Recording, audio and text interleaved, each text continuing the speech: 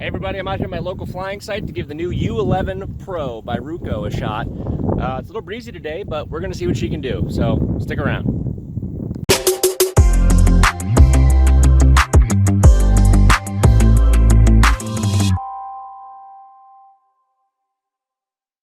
Hey guys, welcome to a review from the top. I want to kick this video off by saying a huge thank you to all of you guys who have subscribed and who have left comments. I know it's been a long time since I posted my last video. It's been over 5 months since my Ruko F11 Gim review video. It's not for lack of interest. I enjoy doing these videos, and I actually have quite a few that are starting to stack up and back up, but life's just been really busy. Aside from all the storms and the bad weather that we've had here in Northwest Florida, I'm also a full-time drone pilot and a full-time student at Embry-Riddle Aeronautical University, so life's just been really busy the past few months, so I haven't been able to get out as much review videos as I would like. But I really appreciate all of you guys who have reached out and asked if everything's okay and asked if I'm still making videos. I'm doing it as quickly as possible. I really appreciate you guys sticking with me, and hopefully you guys get something out of these review videos.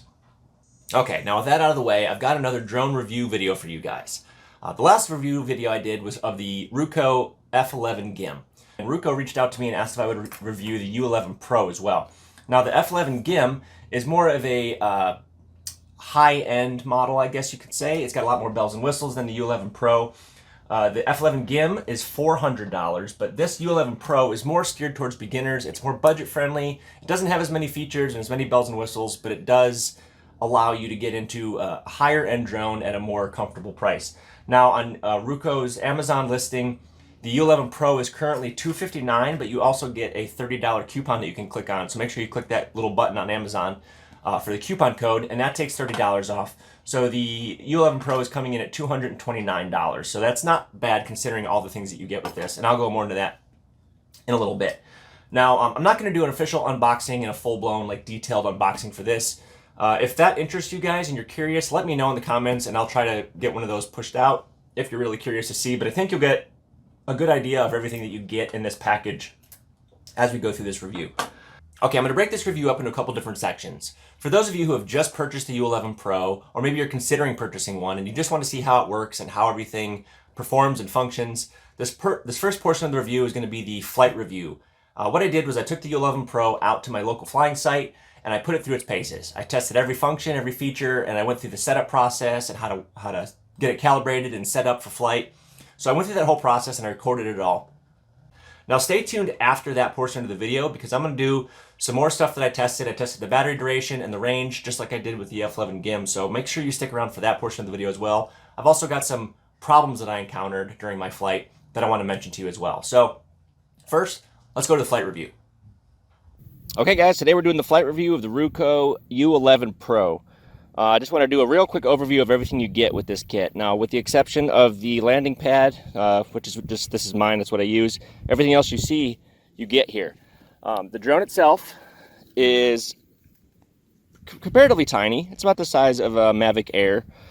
Weighs a lot less. It's a lot lighter than a Mavic Air.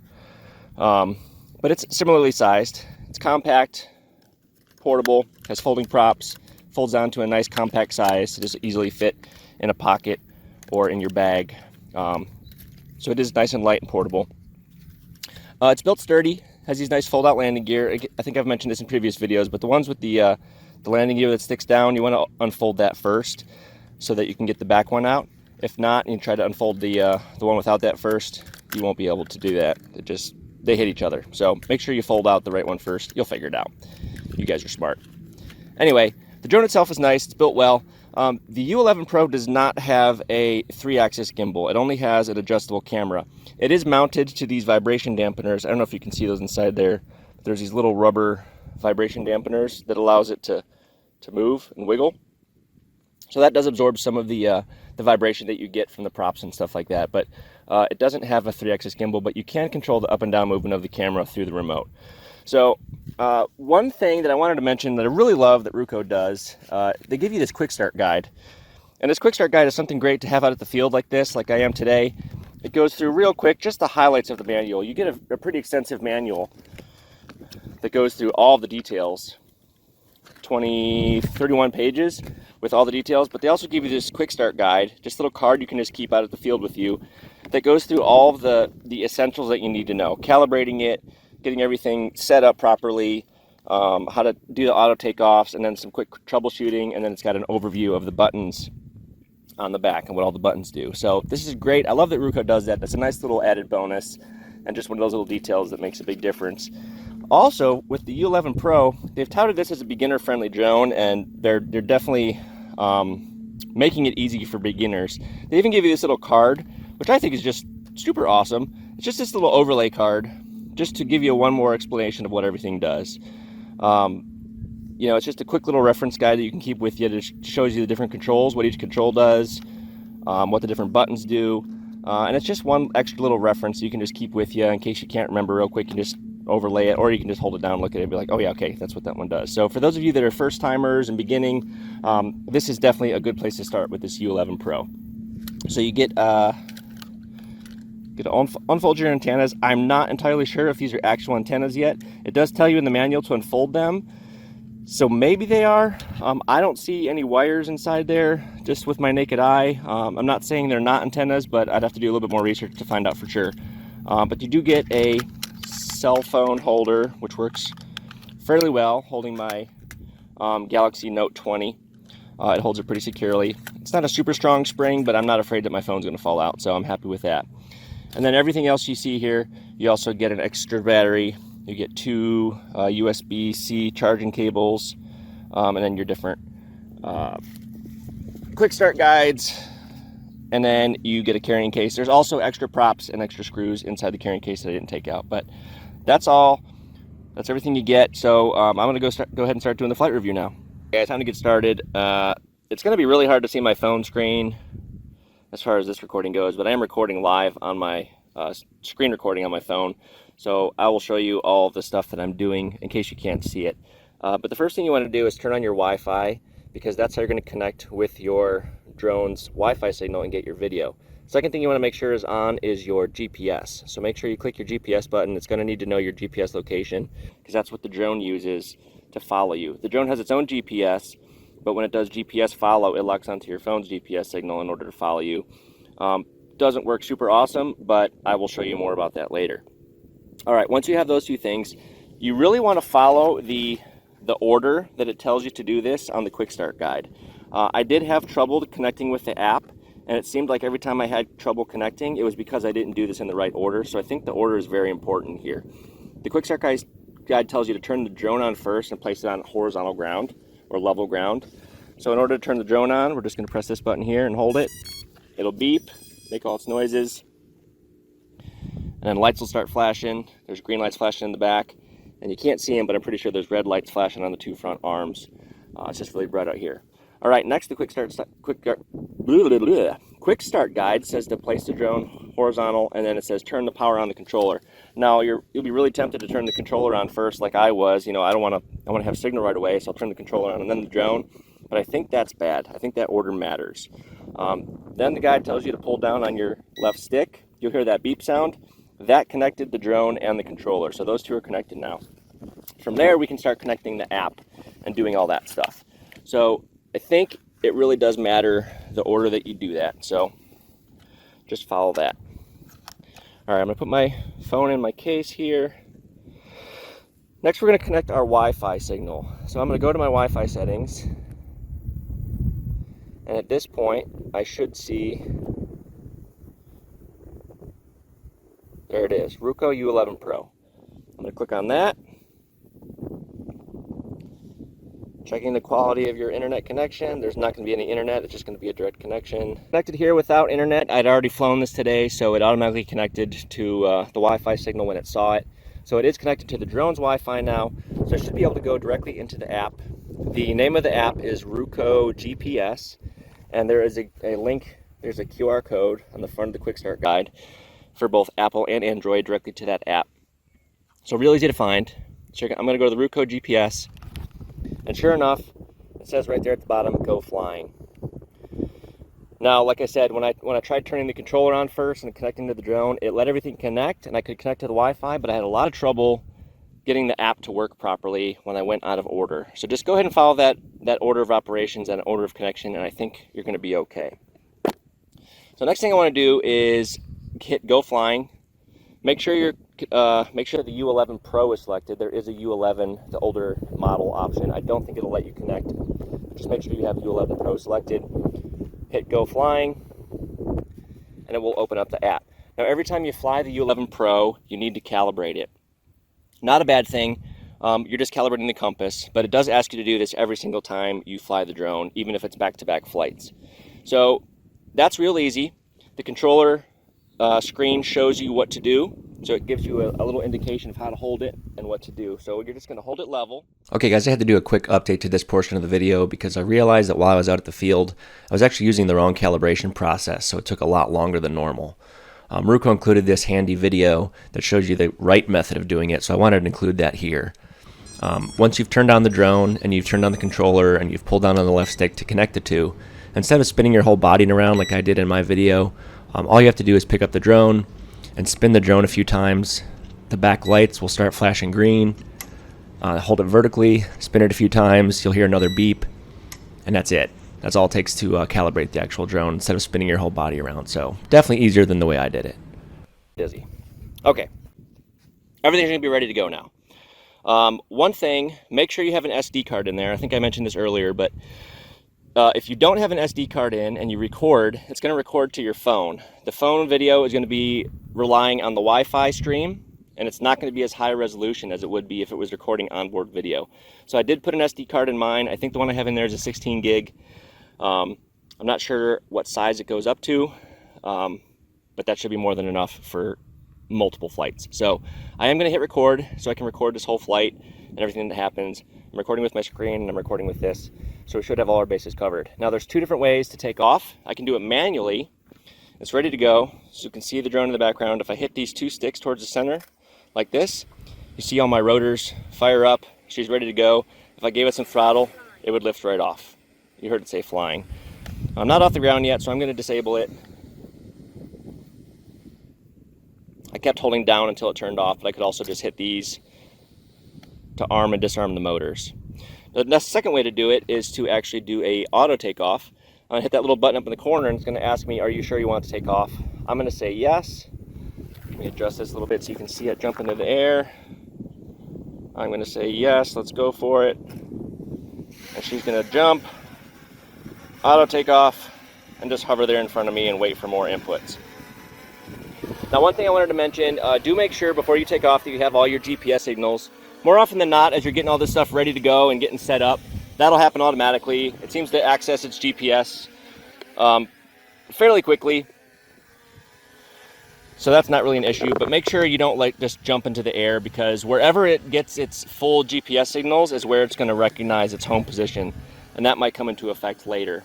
So I want to go through all these different functions and features with you guys. So I'm going to gain some altitude, get a little bit farther away from me.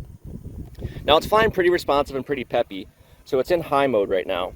This button here, this HL button, will change the speed setting. And the number of beeps indicates what setting it's on. So you heard that 3 beeps, that's in the highest setting, so it's going to be the most peppy and the fastest and the most responsive and have the most control. For those of you that are learning, I'd highly recommend staying in the low position while you're learning. That was the 1 beep. And that, as you can see, I'm going full stick now and it's going a lot slower. It's a lot more docile. It's still pretty peppy, but it gives you a lot more forgiveness. Now, another thing to mention too is up in the top corner here of the app, I am in beginner mode. I don't need to be in beginner mode, but beginner mode limits the distance you can fly, the maximum altitude you can fly, and it sets the return altitude. Now I can turn that off and set all of my distances. So I'm going to do that just for a sanity check for me, just to show you guys what it can do. But if you're learning and you're just starting to figure this thing out, go ahead and keep flying in beginner mode, and it won't let you get too far away from you. In fact, maybe I'll keep it in beginner mode and just show you what it does.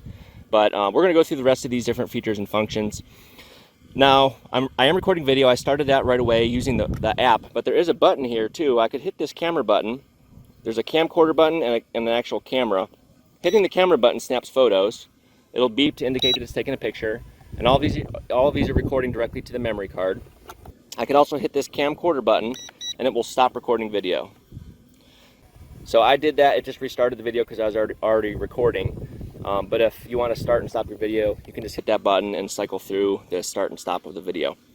Now the other switch that you have on your controller is this gimbal control switch. I guess it's a camera control switch because this one doesn't actually have a gimbal.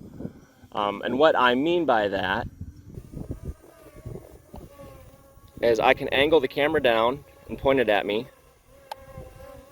So now you see it's pointing at me more. But a gimbal, a 3-axis gimbal, would take away all the other movements. You can see the drone's bouncing around a lot with the wind, and that's normal, I would expect that. But any side-to-side movement gets translated into that video. So if you're flying real twitchy and fast and zipping around all over the place, it does aggressively compensate to try to stop itself. So if I give it full forward, you can see it rocks backward to negate that forward motion and slams the brakes on basically. But all of that twitchiness translates into the video itself. So although you can control your camera up and down, and the vibration dampeners do take away some of the bounciness of it, you do get a lot of that movement of the drone itself.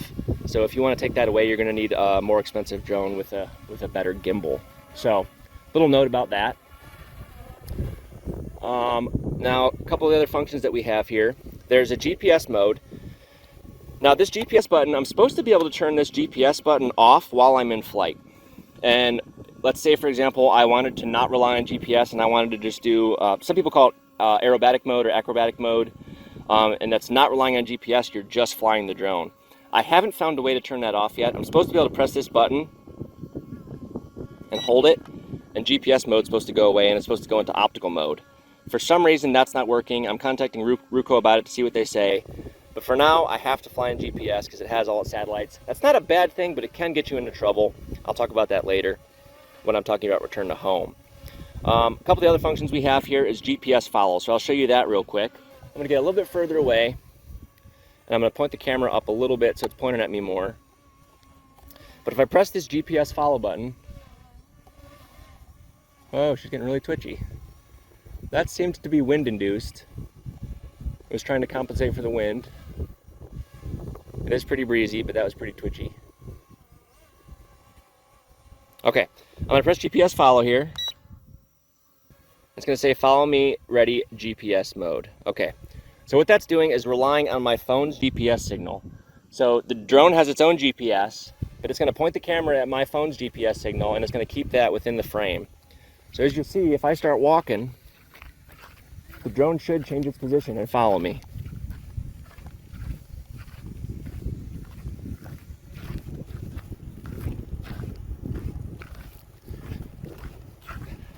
It seems to be doing a good job of that.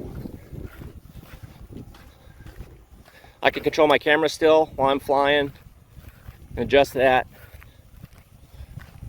Now I haven't tested this with anything fast like a car, but I would imagine that anything faster than a bike, the drone's probably going to have trouble keeping up.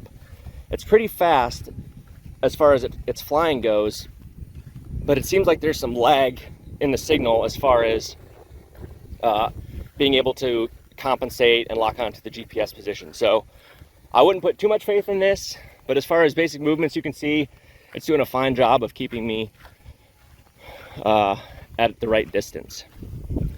So as soon as I gave it some input on the sticks, it said exiting GPS follow mode. So now I have control again. It's no longer trying to follow me. Now it's just flying itself. Okay, so the next thing that I can do is the orbit function. Now that is going to be a function where the drone flies around you in a circle. The best way to do that is wherever you hit this button, it's going to record that as the center point of the circle that it flies. So if I wanted to fly an orbit around me, I want to get directly over my head, point the camera down at myself. I'm going to hit that button, and it's going to say start surround to GPS mode. Now it's going to back off a little bit. I'll show you guys that. Can you see it?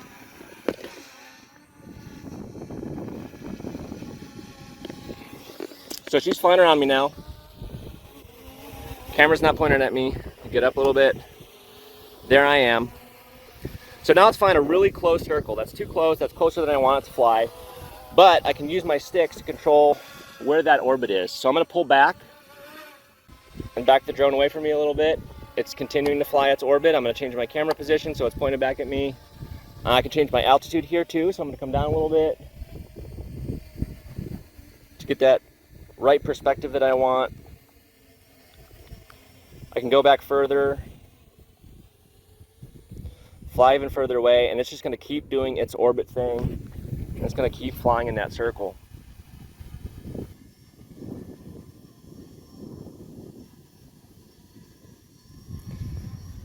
And it's just going to keep doing that. So I have control over where it's flying in that orbit and where it's flying in that circle, but it stays in that mode until you hit that button again. So no matter what input I give it, it's going to stay in that mode until I hit this button, and then it'll say exit surround GPS mode. So you do have quite a bit of control as far as operating it, but it's going to continue to maintain that orbit around you. Okay, next thing I want to show you guys is these different slide out functions here. There are digital joysticks, you can put those on. I haven't gotten those to work, and I think it's because I always have the controller connected. But I think if I didn't have the controller connected, I could actually use those virtual joysticks, and I might try that later. But you can use the virtual joysticks on here to control the drone without the controller. Again, I haven't messed with that much, but they are here. Every time I click on it when I have the controller activated, it automatically exits out of there. You could also start GPS follow mode through the app in addition to the button on the controller. You can use the app as well. There's these different camera filters. I haven't messed with any of those, but you can change the way the camera looks, the way the video looks on the camera for editing purposes and stuff like that. Then there's the VR mode. The VR mode just splits it down the middle into two separate screens with the same picture. So if you want to put it into a VR headset or something like that, you can do that as well. What I really wanted to show you was the Waypoint. There's also one more thing I'll show you real quick, is the camera angle. You can adjust the camera angle on... How do I exit out of filters? Get me out of filters. I don't want filters on anymore. Okay. See the little slider that came on screen here? In addition to my rocker switch for the gimbal here, I can also change the camera's position with that slider on screen. So if you're flying without the controller and using the app-based controls, you can still control your camera function and stuff like that with this on-screen slider. I'm going to go ahead and turn that off again. I don't want that cluttering up my viewpoint, but you get that, and I can also activate orbit, like I said, in the app. I wanted to show you waypoints real quick. Now, another thing I've contacted Ruko about is, for some reason, my maps won't display. And I don't know if I have to download them through Wi-Fi at home or something like that. Most of the flying that I've done has been at remote sites without actual Wi-Fi, so I thought it would pull maps from my phone. It doesn't seem to have done that, so I don't have any kind of display on my phone as to like what my surroundings are. I have no reference point. So that's the only thing that I have is a complaint as far as this Waypoint flying goes. You'll notice the little paper airplane looking indicator on the screen, the little arrow. That is the drone's position, and the blue dot with the orbit around it, the radius around it, is my position. So what we can do to add waypoints is just click on this waypoint function here. I'm going to do the dots, and I'm going to manually click these different dots around me.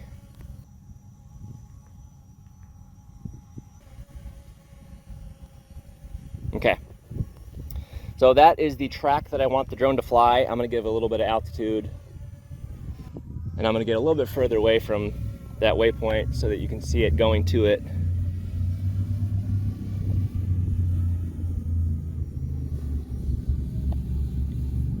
Okay, so the drone is over there, and I'm going to want it to fly up to waypoint 1. So as soon as I press this upload button, it's going to send that flight plan to the drone. And even though it doesn't say anything on the controller, it still says GPS mode. The drone did start climbing to altitude, and it's flying over to waypoint 1. You can see the paper airplane, the arrow indicator on the drone did change. Now the only problem that I've found with this is if I hit the sticks at all, it takes it out of that mode. So it will fly its waypoint. You can see it's flying the waypoint. And I can control my camera still. I can move my camera up and down.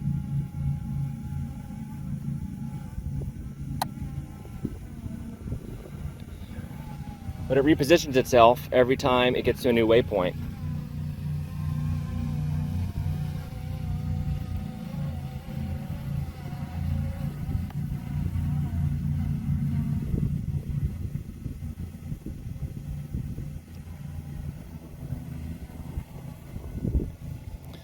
So that's not really a big issue. It's not a huge problem other than the fact that I can't point the camera at me. So if I wanted to fly a circle or a star pattern around myself and point the camera at me, I don't have that control. I can move the camera up and down, but the drone is flying its set path. And any movement that I give it exits that flight plan mode.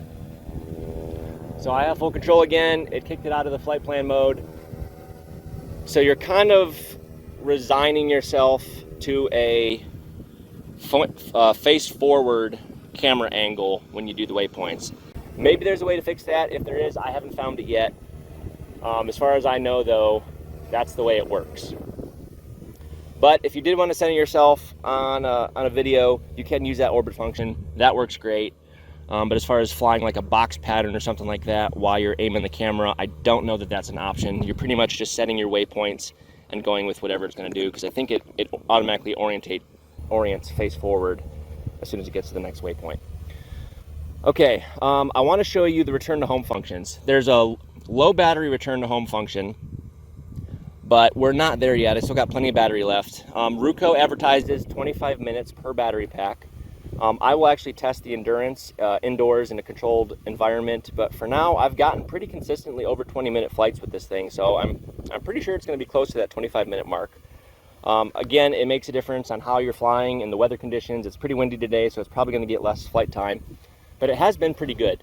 Now the drone does have an automatic return to home function, so when the battery level gets low, the drone's automatically going to come home to its return to home waypoint, which is where it got its home location with all its GPS satellites. So I'm going to get a little bit further away and show you some of the other functions that it has.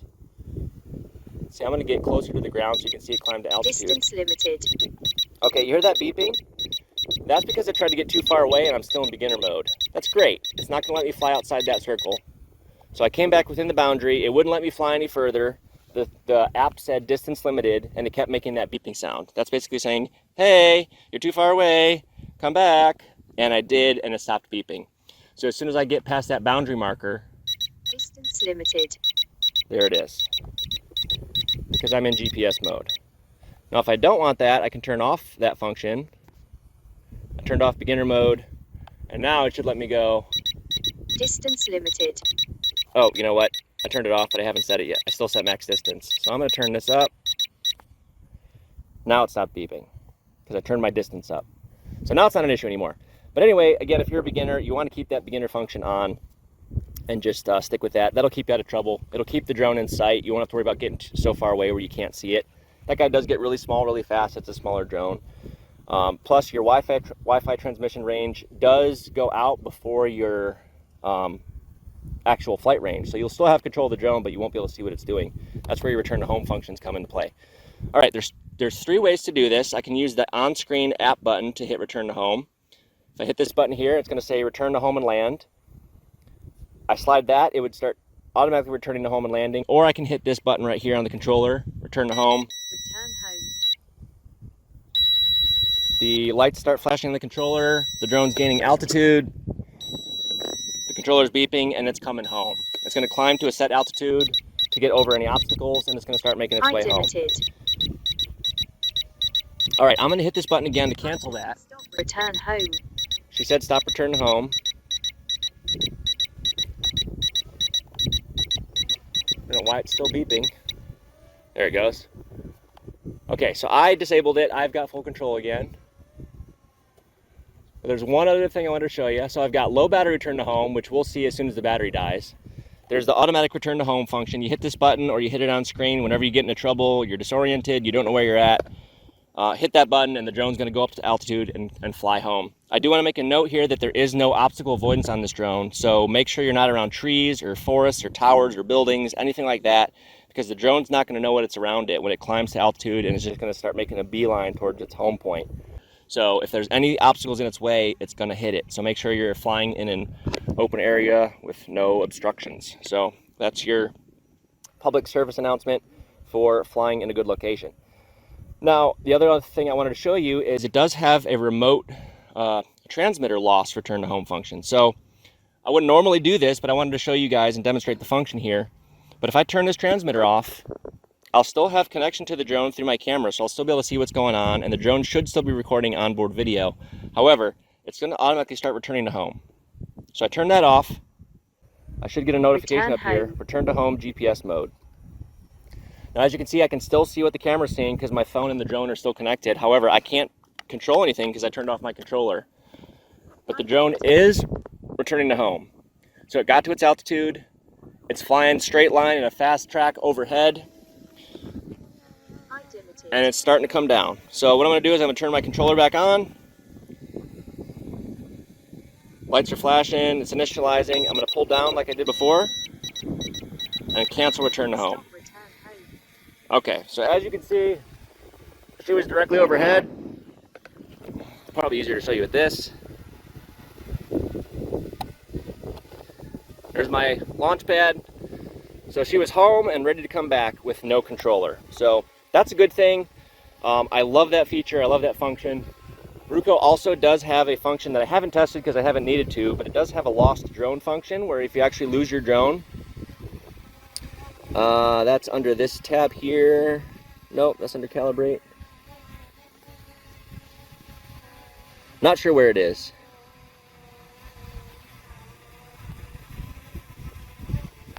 Anyway,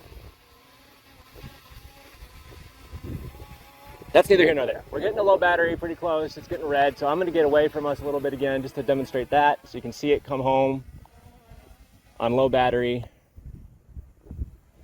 And what I'm going to do is flying around nice and lazy, doesn't use that much battery, so I'm going to get it to return to home for low battery just by going to high speed mode and just flying it fast. Return home. There she goes. Okay. I gave it the juice, I knew it was getting close, so it's automatically going into low battery return to home mode. She's climbing altitude again. And she's going to start making her way directly over here once she reaches the right altitude. Height limited. Height limited, so it got to its set altitude. It's coming back. Now, if I let it, it would come all the way to the ground. I don't want to do that because sometimes the GPS does have some inaccuracy. It's not perfect. I think it's like 3-meter accuracy with normal GPS, so it might not land directly on the landing pad, and it's pretty sandy out here. So what I'm going to do is when it gets close, I'm going to cancel my return to home. As soon as I do that, it gives me a warning and says, hey, you're low battery. You don't want to do that. It's not going to be able to return to home. And I'm going to say, okay. It's going to let me keep flying, but it's going to keep that beeping going on. Just let me know, like, hey, dummy, time to land. So what I did is I switched it into low power mode. Nope, don't want to call right now. I switched it back into low power mode. And I'm just going to control it all the way to the ground. I know it's low. I don't want to fight it. I don't want to mess with that. So I'm going to get it over the landing pad. And it's not windy, and drop it down. And that's it. Okay. As you can see, I was able to fit quite a bit of things into that single flight and that single battery pack. I was able to cover a lot of stuff. But I was really curious to see how long it would fly for in a controlled environment with no wind. Alright, what I did was I took the U11 Pro and set it up in my garage with the helipad and just hovered it in one spot. No wind, no control inputs, or minimal. Just wanted to see how long it would fly for in hover. It was advertising 25 minutes of flight time per battery pack.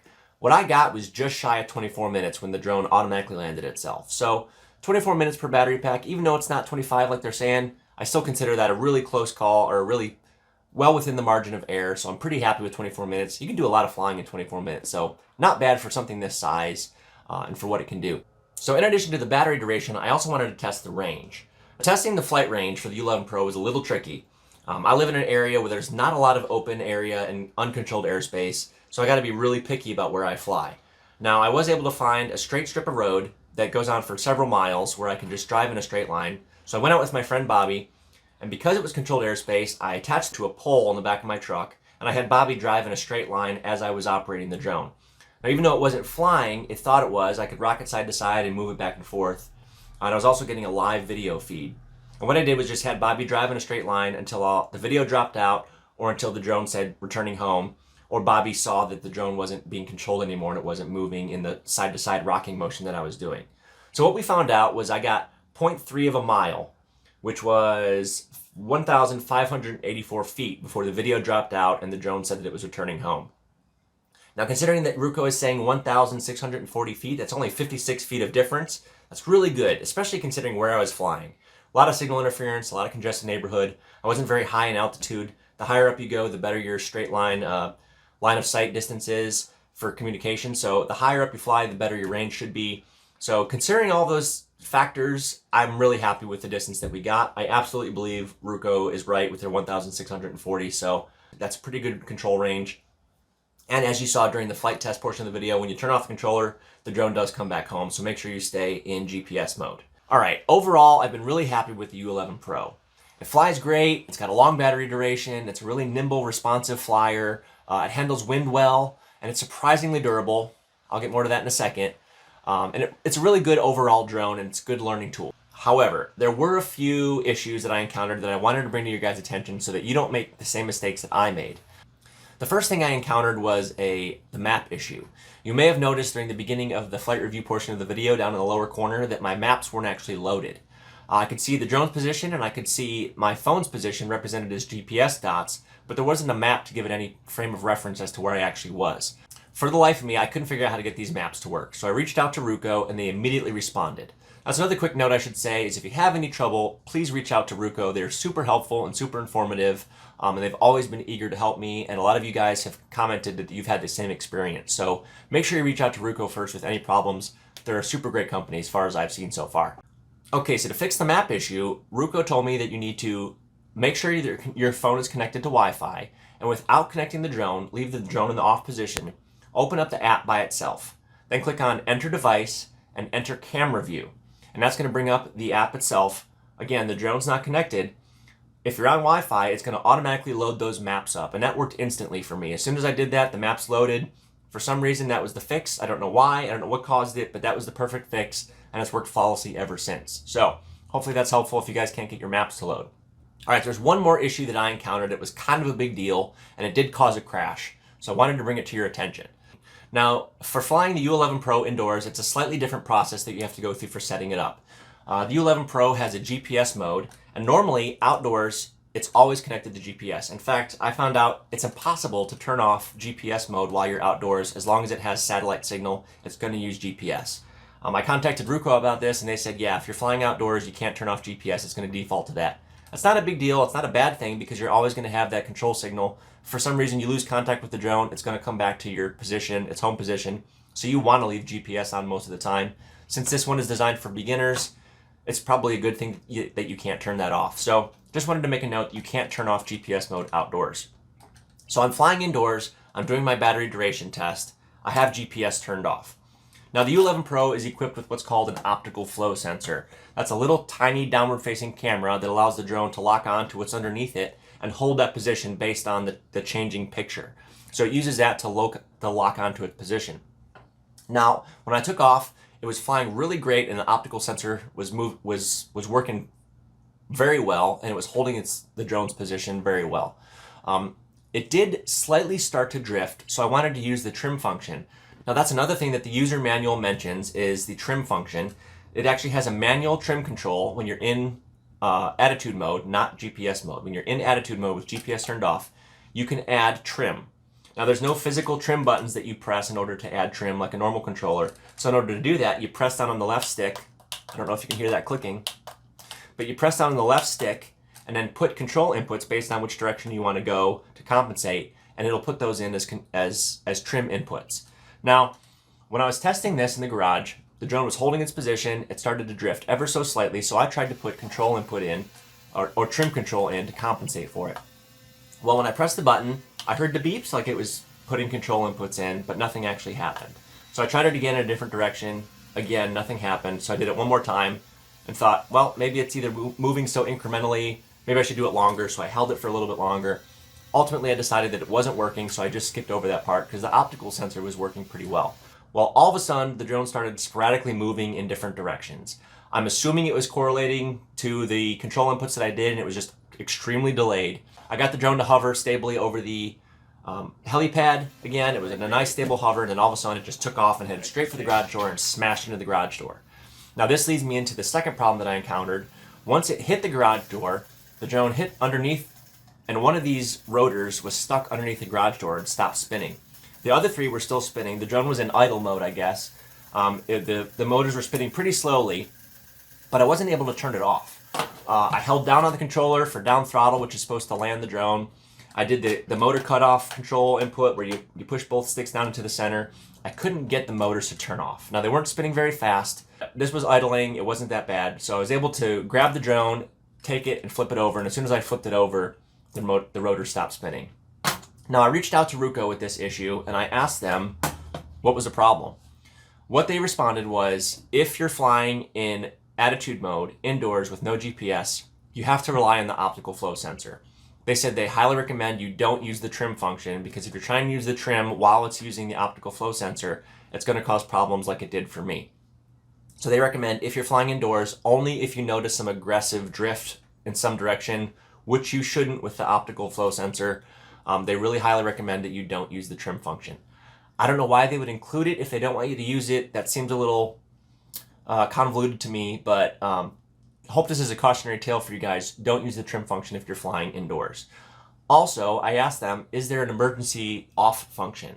A lot of drones that I've flown have an emergency off button where you can actually hit emergency and it will just kill all the motors and turn everything off.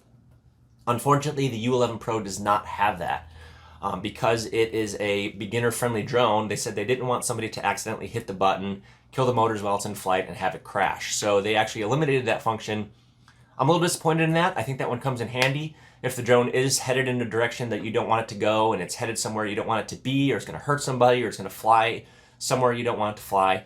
I really like having the ability to manually press a button, even if I have to hold it for 5 seconds. At least that's that emergency control that I have to kill it and make sure it doesn't injure somebody or fly someplace I don't want it to go. So this is a scenario where that would have really come in handy. It was stuck underneath the garage door and I had no way of turning it off. What Ruko actually recommended is, if it's stuck somewhere and the motor's still spinning, you actually have to flip it upside down to kill those motors. So that's something that I'm not too pleased about. I wish that was slightly different with the U11 Pro. That could bite some of you guys that are first-time flyers and learning about this for the first time. So just something I wanted to bring to your attention as a possible issue that you could encounter. So keep those things in mind if you're flying indoors. All right, now something I wanted to mention about flying indoors is I did test the indoor flight functions using only the phone without the controller. Now, if you're eliminating the controller and you're not using this, it is possible to bring up virtual sticks on your phone and actually use those virtual sticks to fly the drone completely independent of the controller. Now, I tested that in the house, but there's a few things I wanted to mention about that as well. The U11 Pro doesn't come with any kind of prop guards. Even though this is a lighter drone, it's not too heavy, these rotors are spinning fast enough, and this drone is heavy enough to put a pretty hefty dent in the wall, in drywall, or to nick something, or hit something, or knock something off of a table. It's got enough mass to cause some damage. So I'm a little disappointed that Ruko didn't give you any kind of blade protectors, especially if they're pitching this towards beginners and first-time flyers, and this is a beginner-friendly drone.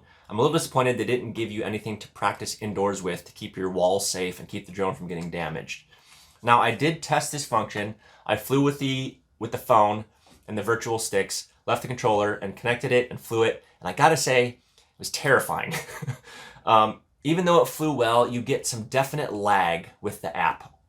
Using those control inputs, you don't have any tactile sense to know how far you're moving a stick in different directions. There was definitely some drift. I think the optical sensor didn't work that well. Even the manual says that certain environments, the optical flow does not work as well because the camera can't distinguish different features. So if there's nothing for it to lock onto, it doesn't know how to hold its position. I found that flying indoors on the hardwood floors, the drone was not holding its position. And when I tried to compensate with the virtual sticks, I had no idea how much I was moving the sticks. So the drone was kind of twitchy. There was some lag. It took a second to respond, so I was a little bit behind on all the controls. And again, with the mass of this drone and as quickly as these rotors are spinning, I was definitely afraid I was going to cause some problems. Don't tell my wife. Crisis was averted. Nothing happened, but it definitely could have. So please be careful if you're flying this indoors. I would highly recommend you always use the controller. Don't rely on the app. If you're outside, you can fly with the app. That should be perfectly fine. You have a lot more freedom and control, but if you're flying indoors, definitely use the controller and just be careful. I'm gonna wrap this video up with a couple final thoughts on the U11 Pro. Overall, I'm very happy with this drone. It's compact, portable, it folds up nicely. You can fly it without the controller, so you don't need to carry that with you. If you're slipping it in your pocket and going somewhere, you can actually use your phone to fly it. It's durable. These arms fold up in a crash like it did when I crashed it in the garage, and I was able to pop them back out, recalibrate it, and take back off. So it's really durable. It holds up well. It's got good wind resistance. Ruko advertises that, and I can verify that. I flew on some windy days, and it held its position really well. GPS works great on it. Every time I tested a safety feature like turning off the controller or low battery, it always returned to home and did a great job of coming back. So I have confidence that the GPS and the safety features there work well. A couple things I didn't like. I don't love the fact that it still doesn't have a safety feature for an emergency shutoff. That's an important thing to me, even for new beginners. I feel like it's important that if you get in a pickle and you're not too far off the ground, you should have some kind of ability to just shut off the drone and save it. I understand that could cause some problems if you're high up in the air. I understand the issues that it could cause, but I think it's got more benefits that outweigh the potential downsides and the risks.